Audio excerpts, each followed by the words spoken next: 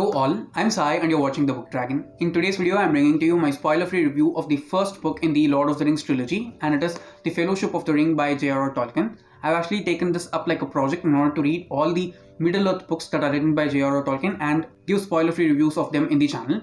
I'm sure that there'll be a playlist in the future, but I'm not sure how fast I'm going to read all these books because they are a bit tough for me to get through. I'm sure that I'll be publishing videos for each and every book as I read them, but I'm not sure when they'll be coming up in the future. I already have my spoiler-free review of The Hobbit out in the channel. I'll try to link it down in the description. You can go and check it out if you're interested. Now, if you've been following me for quite a while, you know that when I do my book reviews, I split it into parts where I talk about the plot, characters, world building, pacing and writing. But for this series, I've decided not to do that because I think if I split the video into parts like that, I'll not be able to convey my emotions and the things that I felt while I read the books to you guys properly. I'll be talking about the various things that I liked, including the name of the characters and the places inside the book, but in a spoiler-free manner, so that if you've read the book, you'll understand what I'm talking about, and if you've not read the book, you'll not get spoiled for it as well. So without any further ado, let's get into the review right away.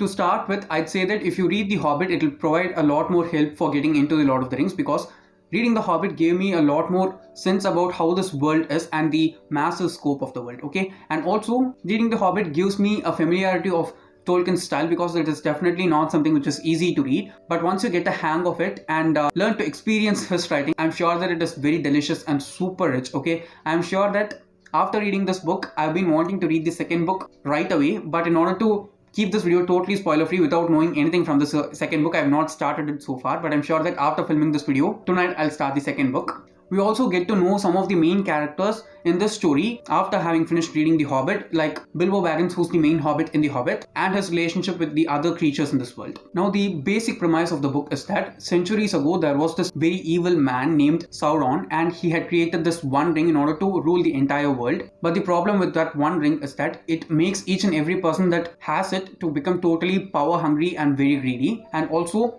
totally evil. It's not the fault of a person, but the effect of the ring on each and every person that it reaches. What happens is, during this time, when Sauron is trying to take over the world, the king of the human race named Isildur goes and partners with the elves, and with the both armies combined, they kill Sauron and take the One Ring. The One Ring is actually in possession of Isildur, who's the human king right now, and it is passed on through generations. Even though Sauron is dead, after a few centuries, his spirit has gained enough power in order to manifest itself into some form, and he's trying to get back to that One Ring again. Because of many things which have happened across the centuries, the One Ring has actually reached Bilbo Baggins, who's one of the hobbits, and from Bilbo it is passed on to his heir, who's Frodo Baggins. That's the main character of this trilogy. The main cast of characters in this one was also something which was very interesting because we had at least one main character from each and every one of the races that have to ally together in order to defeat our Dark Lord. And the relationship between each and every one of these 9 characters whom we see that form the Fellowship of the Ring was something which was very interesting because we have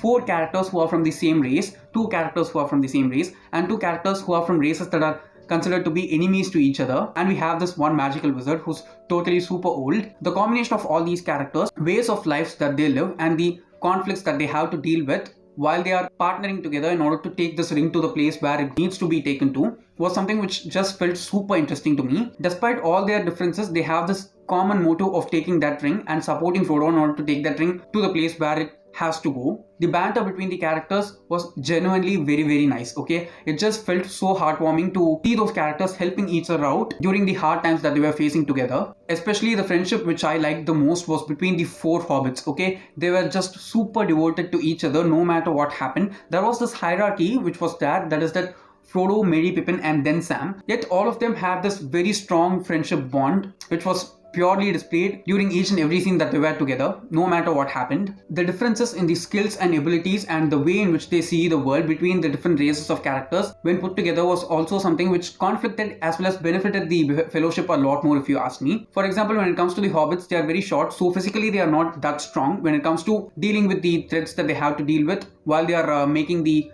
trek across the different regions that they are going through. But in order to protect them, especially Frodo, we have these other strong characters from different races who are put together. For example, we have Legolas and Gimli, and also we have the 2 other human beings who are with them. The differences in their skills and abilities to perceive the threats that they are going through just provided a really good combination, because it's not possible for just these 4 hobbits who are not that physically able to tread across long distances without hurting themselves and getting killed in the way. they obviously need some protection, and that protection being given by other people of the same fellowship was something which just melded them together really well. The next one is probably the only one thing which felt negative and boring for me about the book. It was the excruciatingly slow pacing that we had for the first half, okay? Especially from page 71 to page 200, it was very difficult for me because it was totally super slow. We just traveled from Bag End to Rivendell, and the amount of time which we spent during those 130 pages just felt like 2 to 3 whole huge books for me, where nothing was seriously ever happening at all.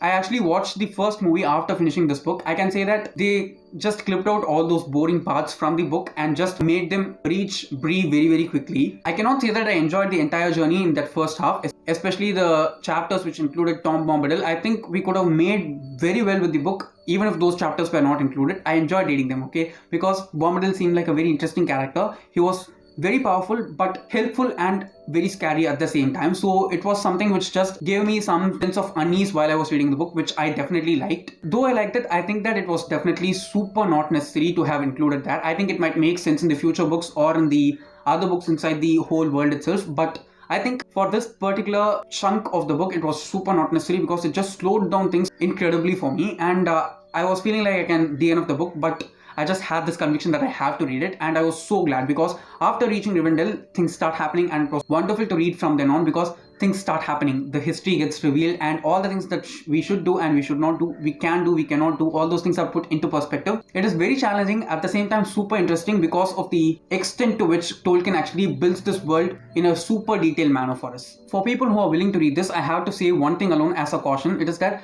at times it gets very dark and scary, okay? I have not seen anyone talking about that aspect of the book because it is not huge, but there are small chunks and pieces during which it felt super genuinely scary for me, because the author just builds up this atmosphere properly and pristinely for you. Okay, you just feel like you are in that place along with the characters, you are experiencing this landscape along with them.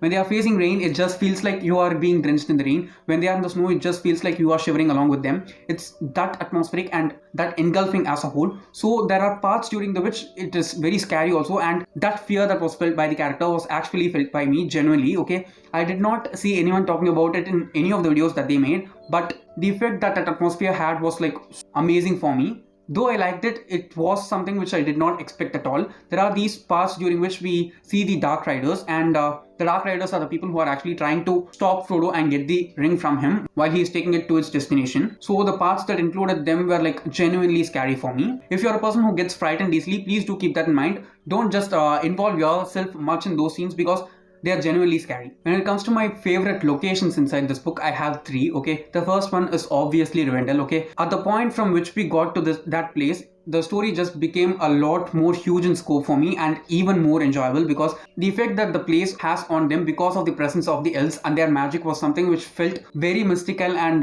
so engulfing for me. It just felt like let's just have the entire book in Rivendell itself, because it was so beautiful. Though there's this darkness that is engulfing the world surrounding Rivendell, it just felt like a very safe space and just like getting back to home for me. So I totally enjoyed Rivendell continuously, and after that the darker part is Moria, okay? Moria is a place where we actually see a city that is underground itself totally. It was scary, but it was also super atmospheric and very enjoyable. There's this huge chunk of the story that takes place underground itself, and it was very interestingly written. And at last I have to talk about Lothlorien. Okay, we have one of our main characters, Galadriel, who comes only in Lothlorien, and the effect that she has on the story and the main characters itself was something which was super staggering, okay? Each and every time Tolkien has written something about Galadriel, it was something which felt very supernatural for me because she just felt like something who's greater than us, as that character had such an effect in the story as well as in me. So I did like it. Though we did not spend that much time in Lothlorien like in the other places, it definitely had an effect on me while I was reading the book. There are 2 places which felt super scary for me, okay? The first one is the village of Bree, okay? The thing that Frodo does in Bree was something which just made me feel so frustrated. How can you be so stupid? It felt like that. And also that's the place where we meet Strider also, so it was balanced in some way if you ask me. The second most scariest place was obviously Weathertop. The thing that actually happens in Weathertop was the most scariest scene for me to read throughout the entire book. I said that I felt like I was experiencing the fear of the characters while reading, right? That was the specific part of the book. Weathertop was the specific part of the book where I just felt that fear engulfed me completely. So yes guys, that was my review of the Fellowship of the Ring, and I definitely rated it 5 stars. I actually thought of rating it 4 stars, but the second half of the book just made up for the first half very well, so I just went forward and rated it 5 stars. I'll be definitely reading the other 2 books in the trilogy very soon, and the spoiler-free reviews for them also will be coming out very soon, and you can definitely see a Middle Earth playlist quicker in the channel. If you did find this video useful in some way or the other, don't forget to give it a thumbs up and also share it to your friends. If you want to get more content from me, do subscribe to the channel because I publish new videos every Tuesday, Thursday and Saturday. Thanks for watching and have a great rest of your day.